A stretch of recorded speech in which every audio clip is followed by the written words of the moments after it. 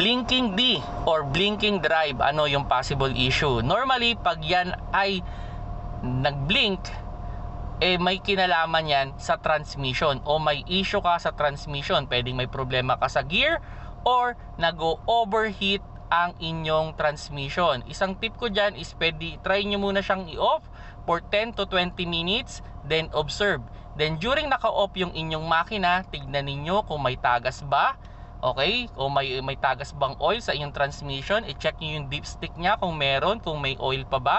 At i-check nyo rin kung meron kayong coolant. Kasi may mga transmission o may mga automatic transmission na connected din yung kanilang cooling system doon sa ating radiator.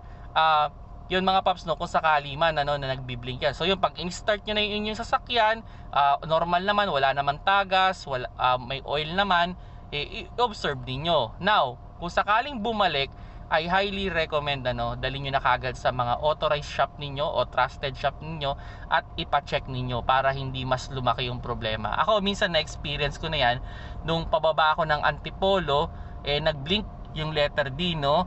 And yun, in-off ko lang naman siya ng mga 10 to 20 minutes. Then nung pagka-on ko, hindi na siya bumalik.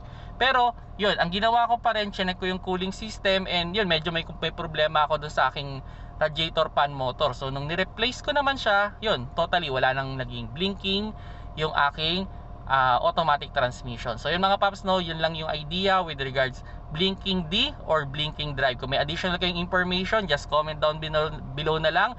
At kung nagustuhan nyo yung video, paki-like na lang mga paps. At yun, kung hindi pa kayo subscriber ng aking YouTube channel, press ang subscribe button dyan sa baba. At sa Facebook, click nyo lang yung follow. At sa TikTok, click lang yung plus sign dyan sa logo ng Kuya Shane. Salamat sa panonood. Keep safe mga paps.